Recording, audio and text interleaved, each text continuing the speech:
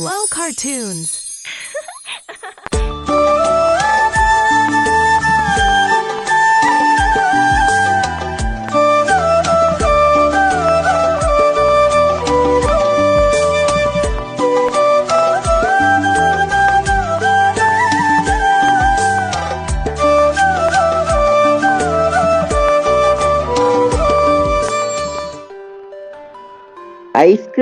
Ice cream ரசம ரச ice cream என்ன என்ன ගන්න ஐஸ்கிரீம் කන්න ලාබෙට දෙන්නේ ஐஸ்கிரீம் ஐஸ்கிரீம் අයිස්ක්‍රීම් යනවා. අනේ මටත් අරන් දෙන්නකෝ. මං හරි ආසයි අයිස්ක්‍රීම් කන්න. ඒ මාම යන්න කලින් ඉක්මනට අරන් දෙන්නකෝ අම්මේ. අනේ පුතේ මගේ ළඟ 7-5ක්වත් නැහැ. පුතාට මම වෙන දවසක අයිස්ක්‍රීම් එකක් අරන් දෙන්නම්. තාත්තේ ඔයාවත් මට අයිස්ක්‍රීම් අරන් දෙන්නකෝ. අනේ තාත්තේ අයිස්ක්‍රීම් හරි රහයි තාත්තේ. විකාර කියවන්නේ තාපුතේ මට කොහෙන්ද මේ වෙලාවේ අයිස්ක්‍රීම් අරන් දෙන්න සල්ලි? මේ දරුවොත් ඇදිලා තියෙන්නෙම අපිට කරදර කරන්නම තමයි. ඇයි අනේ මේ අහිංසක දරුවට බනින්නේ? මේ පොඩි දරුවා ආසාවටනේ අයිස්ක්‍රීම් එකක් ඉල්ලන්නේ. දෙමව්පියෝ වුණාම අපි දැනගන්න ඕනේ පොඩි දරුවෝ ආස දේවල් කන්න අරන් දෙන්න. කොහෙද ඉතින්? ඔයා දවසම නිදාගෙන හිටියම මේ දරුවගේ අනාගතයට මොකද වෙන්නේ? පොඩ්ඩක් ඇඟ මහන්සි කරවලා අර වත්ත පහල වගා කළා නම් ඔයාට මොකද වෙන්නේ?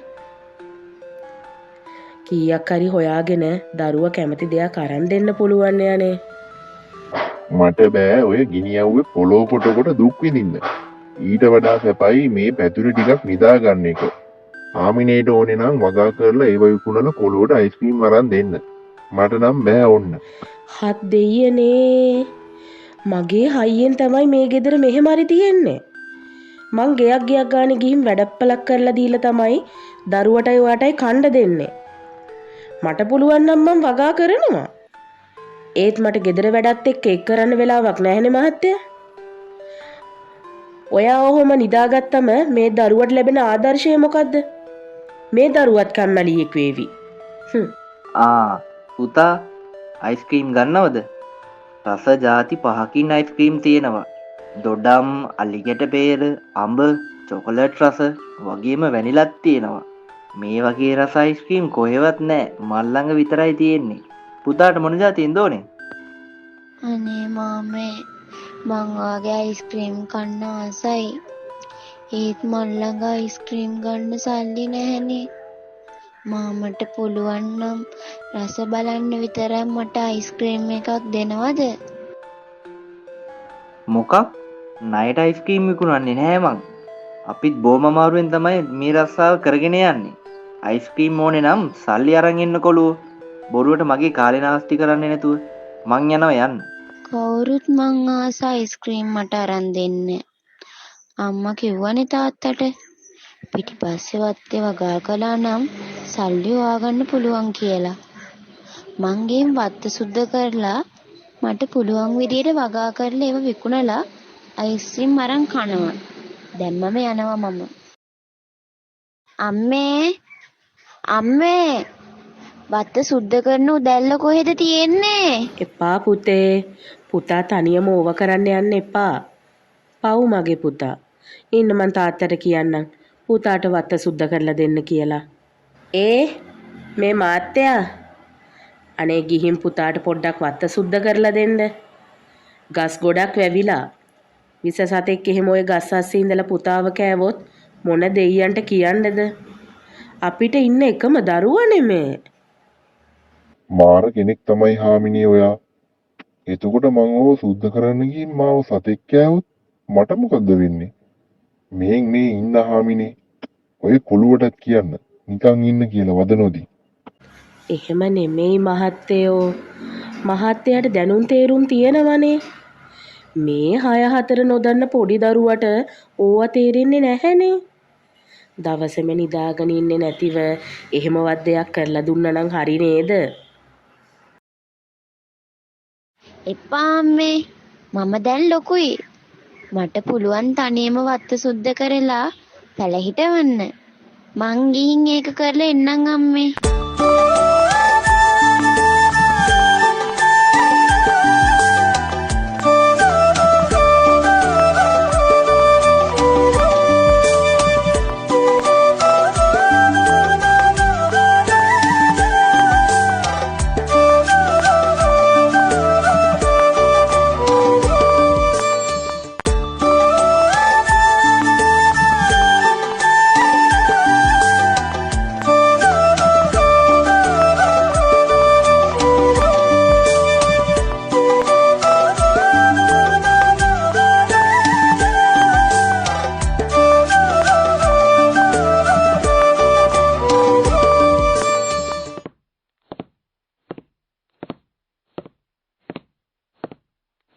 එළවලු එළවලු ලාබයි ලාබයි ගන්න එළවලු නැන්දේ මාමේ ගෙදර හදපු එළවලු එළවලු එළවලු එළවලු එළවලු ලාබයි ලාබයි ගන්න එළවලු නැන්දේ මාමේ ගෙදර හදපු එළවලු එළවලු එළවලු නැන්දේ නැන්දේ එළවලු ගන්නවද නැන්දේ?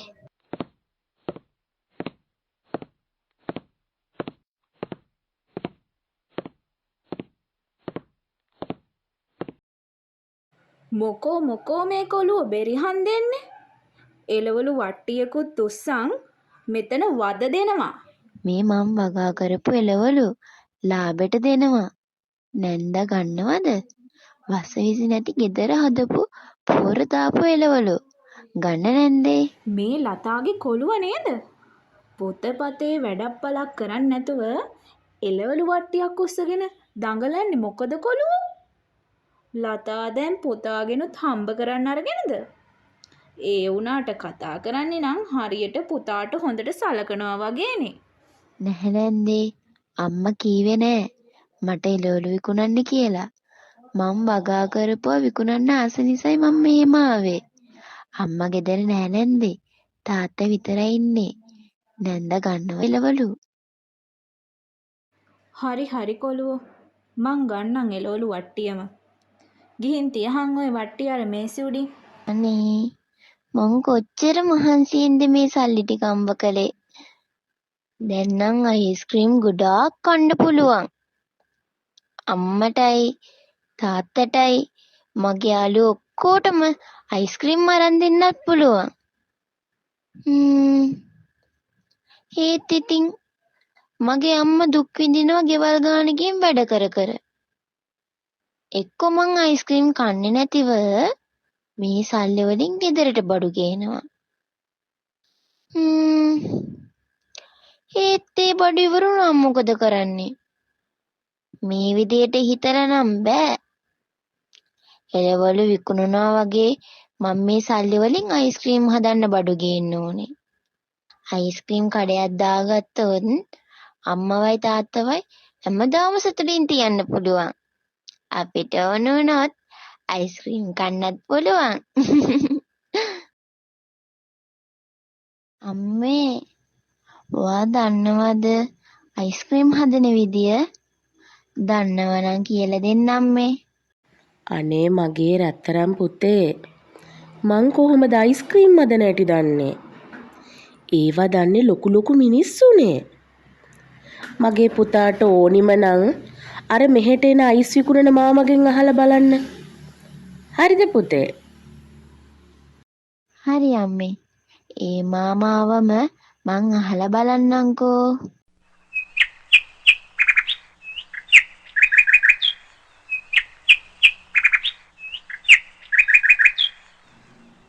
අයිස්ක්‍රීම් රසම රස අයිස්ක්‍රීම් එන්න ගන්න අයිස්ක්‍රීම් කන්න ලාබෙට දෙන්නේ අයිස්ක්‍රීම්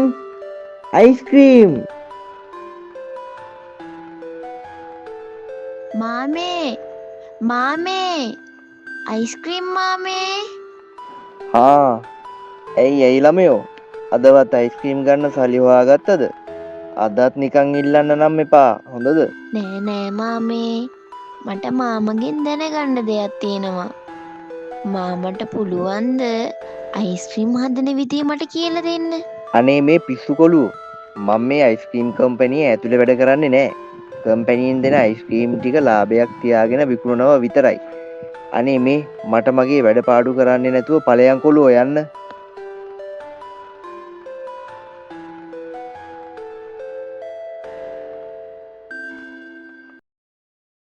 සුකිරියෝ, ඔයා තමයි මගේ හොඳම යාළුවා. බලන්න සුකිරියෝ, කවුරුත් මට අයිස්ක්‍රීම් හදන විදිය කියලා දෙන්නේ නෑනේ. මන් දන්නවා අයිස්ක්‍රීම් හදන විදිය මගේ සුකිරිය දන්නවා නම් මට අනිවාර්යෙන්ම කියනවා කියලා. නේද සුකිරි? අනේ මට පුළුවන් වුණා නම් සඳුන් ඔයාට උදව් කරන්න. අයිස්ක්‍රීම් ෆැක්ටරි එකට හොරෙන් ඉංගලා මට බලා ගන්න නම් පුළුවන් අයිස්ක්‍රීම් හදන විදිය. ඒත් කොහමද දෙවියනේ ඔයාට ඒව මං කියන්නේ? සත්තුන්ගේ භාෂාව මිනිස්සු ඔයාලට තේරෙන්නේ නැහනේ.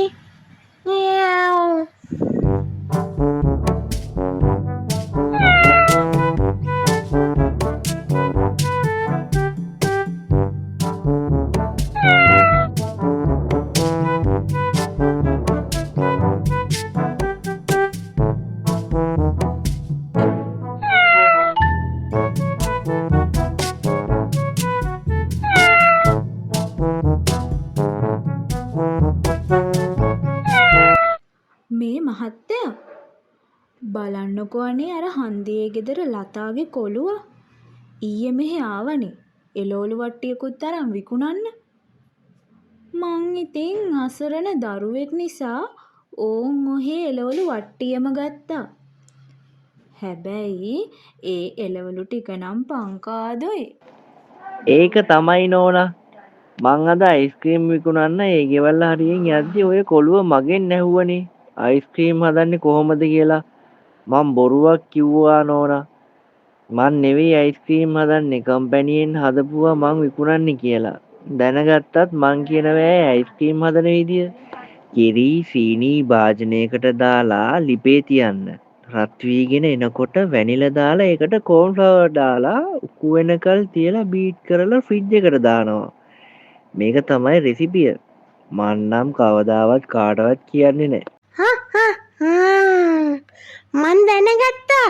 මන් දැනගත්තා අයිස්ක්‍රීම් හදන විදිය. මට පුළුවන් වුණා නම් මේක සඳුන්ට කියන්න. අනේ පව් සඳුන්.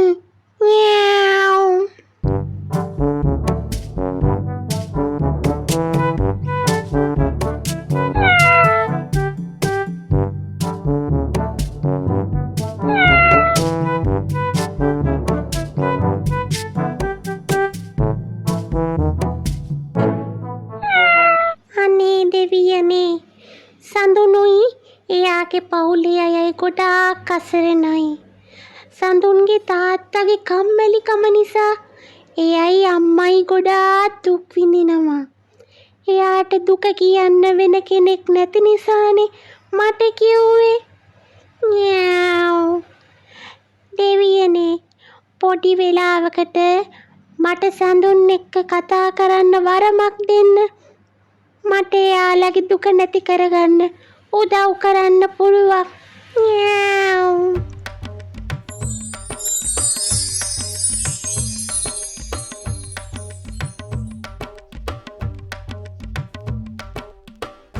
හා ඔබ නම් අපූරු රතලෙක්. කොහොමරි අනුන්ගේ කතා බහක් අහන් ඉඳලා අයිස්ක්‍රීම් හදන විදිය දැනගත්ත නේද? කමක් නෑ. ඔබ එය හොඳ සිතුවිල්ලකින් කළේ. ඒ නිසා සමාවක් නම් දෙන්න පුළුවන්. ඔබේ උසස් සිතුවිල්ල නිසා පොඩි වෙලාවකට පමණක් ඔබ කියන දේ සඳුන්ට තේරේවි. හැබැයි ඉතින් ආයෙනම් කවදාවත් අනුන්ගේ කතාවලට ඇහුම්කන් දෙන්න එපා. බොහොම ස්තුතියි දෙවියනේ. මං ආපහු ඒ විදිහේ දෙයක් නොකර ඉන්නම්. ඔබ බොහොම කරුණාවන්තයි. බොහොම කරුණාවන්තයි දෙවියනේ. අනේ දෙවියනේ මට උදව් කරන්න කවුරුත්ම නැද්ද?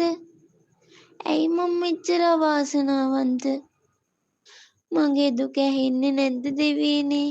සඳුන් සඳුන් කවුද මගේ නම කියලා කතා කරන්නේ?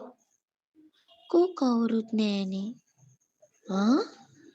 දෙවියෝවත් කතා කරේ?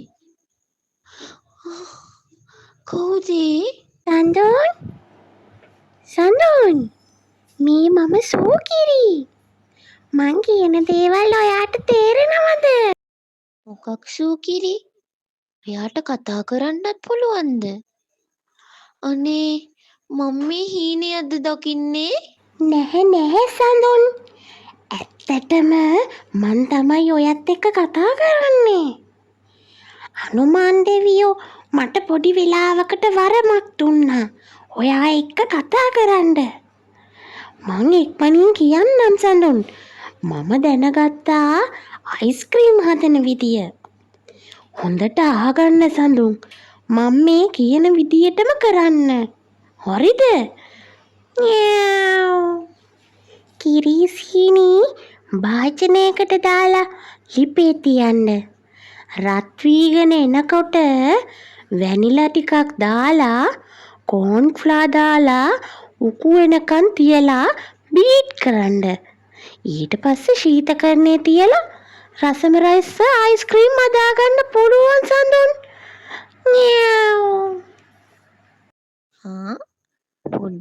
පොඩ්ඩක් ඉන්න සෝකිරි. ඔයා කොහොමද මේව දන්නේ? මං අර අයිස්ක්‍රීම් හදන කෙනා කියන දේවල් අහන් හිටියේ සඳුන්. අයියෝ සෝකිරි. ඒක නරක වැඩක්. අනිත් අය කතා කරන දේවල් අහන් ඉන්න හොඳ නෑ. මට සමා වෙන්න සඳුන්. කෝකෝ යන්න ගිහින් අයිස්ක්‍රීම් හදන්න ගන්න.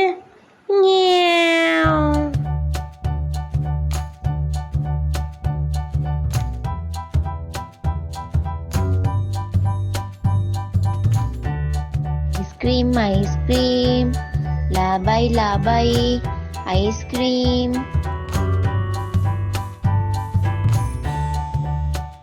මගේ පුතා හරිම දක්ෂයි. මේ අයිස්ක්‍රීම් වල රස මාරයි. මේ අයිස්ක්‍රීම් හරි රසයිනේ. සූකිරියෝ ඔයාගේ අයිස්ක්‍රීම් රෙසිපිය සුපිරි. ඔයා තමා මගේ වාසනාව. සඳුන්ගේ ධෛර්යයයි මගේ තෑන්ට සුදුසු නොවනයි නිසා දැන් සඳුන්ගේ අයිස්ක්‍රීම් වෙළඳාම ගොඩාක් දියුණුයි. එයාගේ පවුලයි මායි ගොඩාක් සතුටින් දැන්. ඉතින් යාළුවනේ ඔයාලටත් ජය වේවා.